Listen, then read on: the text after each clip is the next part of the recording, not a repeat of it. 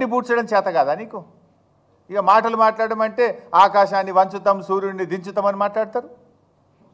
గండి పూడ్చడం 22 రోజులుగా ఒక గండి పూడ్చడం చేత కాలేదు అంటే ఇది ప్రభుత్వ నిర్లక్ష్యం కాకపోతే, ఇది మీ నిర్వాకం కాకపోతే ఇంకేంటి అని చెప్పి నేను ఈరోజు అడుగుతా ఉన్నా.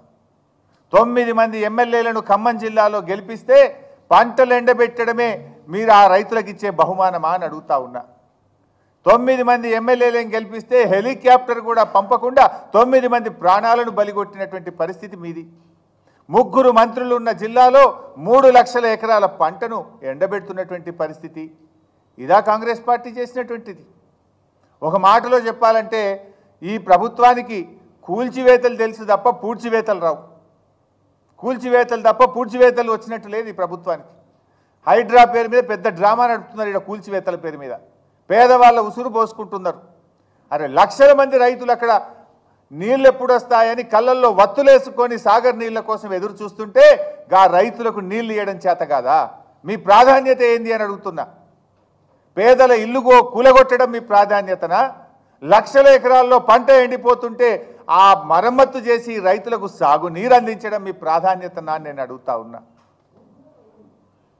జిల్లా మంత్రులు పొంగిలేటి గారు, తుమ్మల గారు, బట్టి గారు పొద్దులేస్తే కేసీఆర్ గారిని తిట్టుడు, బీఆర్ఎస్ని తిట్టుడు. ఇందులో మీరు పోటీ పడుతున్నారు. రైతులకు నీళ్ళు ఇవ్వడం కోసం పోటీ పడలేరా? రైతులకు నీళ్ళు ఇవ్వడం కోసం తన్లాడలేరా? జిల్లాలో ఆర్థిక శాఖ మా దగ్గరనే, వ్యవసాయ శాఖ మా దగ్గరనే, రెవెన్యూ శాఖ మా దగ్గరనే. ప్రభుత్వమే ఖమ్మంకెళ్ళి నడుస్తుందంటారు కదా. మరి ప్రభుత్వమే ఖమ్మంలో ఉంటే జానెడు గండి బూడ్చలేకపోతున్నారా 22 రోజుల్లో అని అడుగుతా ఉన్నా. 22 రోజులుగా నిద్రపోతున్నారా అని నేను అడుగుతా ఉన్నా. మీ నిర్లక్ష్యం చూసి, మీ నిర్వాకం చూసి, ఆ ఎండిపోతున్న పంటలను చూసి జిల్లా రైతులు 9 మందిని గెలిపించి ఏం లాభమని వాపోతా ఉన్నారు. 3 మంత్రులుండి 3 లక్షల ఎకరాలు ఎండబెడుతుంటే ఈ 3 మంత్రులుండి ఏం లాభమని ఆ రైతులు వాపోతున్నటువంటి పరిస్థితి ఉన్నది. ఈరోజు రైతుల పట్ల కనీసం దయా జాలి మీకేమైనా ఉన్నదా అని అడుగుతున్నా. ఒక మంత్రి గారు అమెరికాలో ఉన్నాడు, ఇంకొక మంత్రి గారు బీఆర్ఎస్ పార్టీని తిట్టే పనిలో బిజీగా ఉన్నాడు, ఇంకొక మంత్రి గారు వ్యవసాయ మంత్రిగా ఉన్న వరదల్లో కొట్టుకుపోయిన పొలాలకు ఇప్పటికీ నయా పైసా సాయం కూడా చేయలేకపోయారు.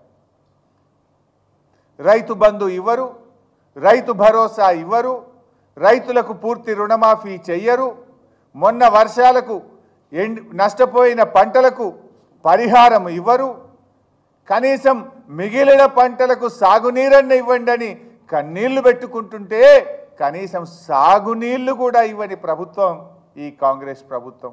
ఇంకెందుకు మీరు అధికారంలో ఉండి? ఏమి హెలికాప్టర్లు తిరిగేతందుకా? కాన్వాయిలు పెట్టుకొని, పైలట్లు, ఎస్కాట్లు పెట్టుకొని తిరగడం కోసమా? రైతులు కన్నీళ్లు పెట్టకుండా చూడాలనే కనీస సోయి ఉండాలి కదా.